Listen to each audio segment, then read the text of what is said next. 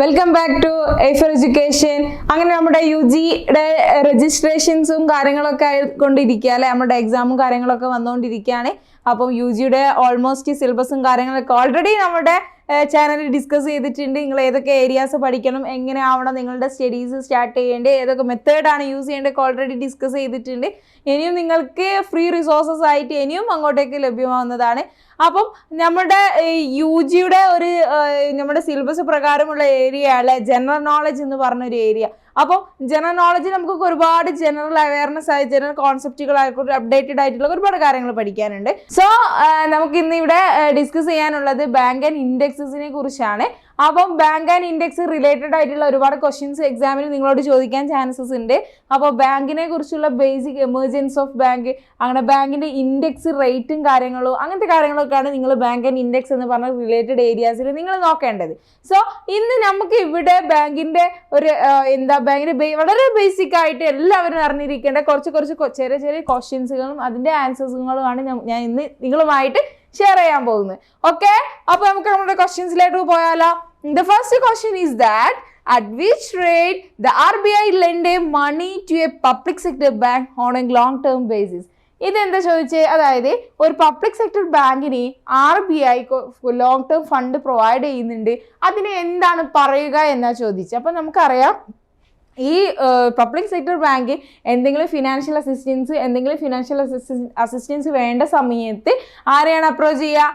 RBIനാണ് approach ചെയ്യുക. അപ്പം RBI എന്ത് ചെയ്യും? ഒരു പെർട്ടിക്കുലർ റേറ്റ് ഓഫ് ഇൻട്രസ്റ്റിന് ആർക്ക് ഫിനാൻസ് കൊടുക്കും? ഈ പബ്ലിക് സെക്ടേഴ്സ് ബാങ്കിന് കൊടുക്കും. ഓക്കെ, അപ്പം RBI അവർക്ക് വേണ്ട സമയത്ത് തിരിച്ചും സംഭവിക്കാം. ഇപ്പൊ RBI എന്ത് ചെയ്യും? സംതിങ് ബോറോ ചെയ്യും, ഫ്രം ദ കൊമേഴ്ഷ്യൽ ബാങ്കിൽ നിന്ന് ബോറോ ചെയ്യുകയും ചെയ്യും. അപ്പം ഇവിടെ നമ്മളോട് ചോദിച്ചത് RBI പബ്ലിക് സെക്ടർ ബാങ്കിന് ലോങ് ടേം ഫണ്ട് പ്രൊവൈഡ് ചെയ്യുന്നത് എന്താണെന്ന് ചോദിച്ചാൽ നമുക്ക് ഓപ്ഷൻസ് ഒന്ന് നോക്കാം കേട്ടോ. Options A are bank rate, options B CRR. CRR പറഞ്ഞാൽ എന്താ? ക്യാഷ് റിസർവ് റേഷ്യോ ആണ് കേട്ടോ. CRR എന്ന് പറഞ്ഞാൽ റിപ്പോ റേറ്റ്. പിന്നെ option G are reverse repo rate. അപ്പം ഇവിടെയുള്ള right answer for these question is that എന്തായിരിക്കും? ഇവിടെ ഉണ്ടാകുന്ന റൈറ്റ് ആൻസർ എന്തായിരിക്കും? അതായത് ഒരു റിസർവ് RBI എന്താണെന്ന് നിങ്ങൾക്ക് എല്ലാവർക്കും അറിയുന്നതായിരിക്കില്ല. RBI എന്ന് പറയുന്നത് നമ്മുടെ സെൻട്രൽ ബാങ്ക് ആണ്. സെൻട്രൽ ബാങ്ക് ഓഫ് ഇന്ത്യനെയാണ് നമ്മൾ RBI എന്ന് പറയുന്നത്. RBI പബ്ലിക് സെക്ടേഴ്സ് ബാങ്കിന് ലോങ് ടേം ബോറോവിങ്സ് അല്ലെങ്കിൽ ലോങ് ടേം ഫണ്ട് കൊടുക്കുന്നതിനെയാണ് നമ്മൾ എന്ത് പറയുന്നത്? റിപ്പോ റേറ്റ് എന്ന് പറയുന്നത്. അപ്പോൾ അതിനെയാണ് നമ്മൾ റിപ്പോ റേറ്റ് എന്ന് പറയുന്നത്. So the right answer for this question is that option C repo rate. Okay, fine.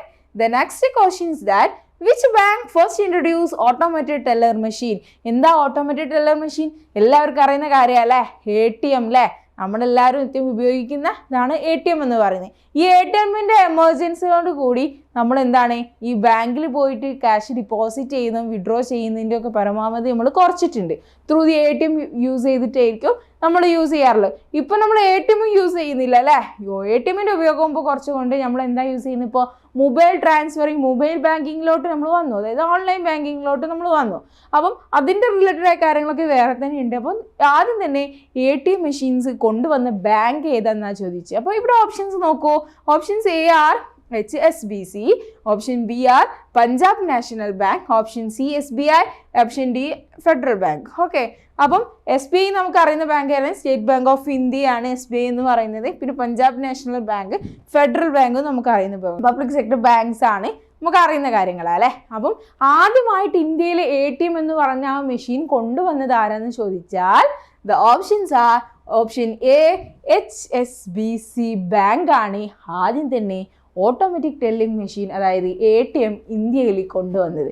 Okay, the next question is that where is the headquarters of an SBI is located in India? ഇന്ത്യയിലുള്ള headquarters അതായത് SBIയുടെ headquarters എവിടെയാണ് locate ചെയ്തത് എന്നാ ചോദിച്ചത്? State Bank of India. Options കൊടുത്തത് ന്യൂഡൽഹി ആണ്, ബാംഗ്ലൂര്, ചെന്നൈ, മുംബൈ.